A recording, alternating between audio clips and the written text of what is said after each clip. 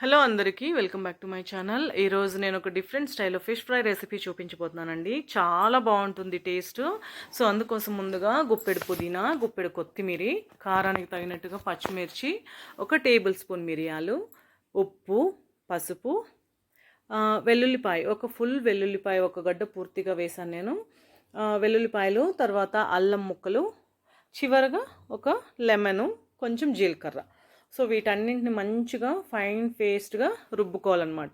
So ఇప్పుడు రుబ్బుకున్న పేస్ట్ని ఒక గిన్నెలోకి ట్రాన్స్ఫర్ చేసుకోవాలి. ఇప్పుడు యాక్చువల్గా కార్న్ఫ్లోర్ నేను ఇక్కడ యూస్ చేశాను, మీరు కావాలంటే స్కిప్ చేయొచ్చు. బట్ కార్న్ఫ్లోర్ వేస్తే ఫిష్ ముక్కలకి మసాలా బాగా అంటుకుంటుంది, మంచిగా బైండ్ అవుతుంది, కాబట్టి నేను కార్న్ఫ్లోర్ వేసాను. మీకు ఇష్టం ఉంటే కార్న్ఫ్లోర్ వేసుకోండి. కొద్దిగా ఒక టేబుల్ స్పూన్ అంతా శనగపిండి కూడా కావాలంటే వేసుకోవచ్చు. మంచిగా మెత్తగా సాఫ్ట్గా క్రిస్పీగా వస్తుంది ఫిష్ ఫ్రై. సో అందుకోసం నేను కార్న్ఫ్లోర్ కూడా టూ టేబుల్ స్పూన్స్ వేసాను, శనగపిండి వేయలేదు. కావాలంటే మీరు వేసుకోవచ్చు. ఇప్పుడు మసాలా ముద్దని చేప ముక్కలు ఒక్కొక్కటిగా తీసుకుని చేప ముక్కలకి మంచిగా మసాలా పట్టించాలి. సో ఇప్పుడు ఇలా మనం మ్యారినేట్ చేసుకున్న ఫిష్ని ఫ్రీజర్లో మినిమం 2-3 అవర్స్ పాటు ఫ్రీజర్లో ఉంచేయాలన్నమాట. అప్పుడు మనకి చేప ముక్కలకి మంచిగా ఉప్పు కారం అంతా బాగా పడుతుంది. ఇలా మ్యారినేట్ చేసిన ఫిష్ ముక్కల్ని మనం మినిమం 10 డేస్ కూడా మనం ఫ్రీజర్లో పెట్టుకుని డైలీ 2 ముక్కలు వేయించుకోవచ్చు అనమాట, ఏం పాడవదు.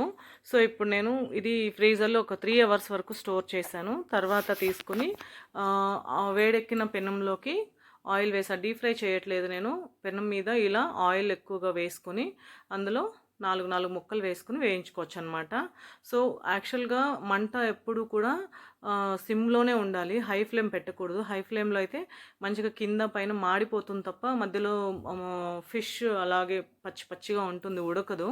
కాబట్టి ఆల్మోస్ట్ హాఫ్ అన్ అవర్ వరకు ఇది సిమ్లోనే, ఫస్ట్ ముక్కలు వేసిన తర్వాత 10 మినిట్స్ వరకు ముక్కల్ని మనం ముట్టుకోకూడదు, ఎందుకంటే అది మసాలా మంచిగా ఫ్రై అయ్యేంత వరకు వదలాలి మనము.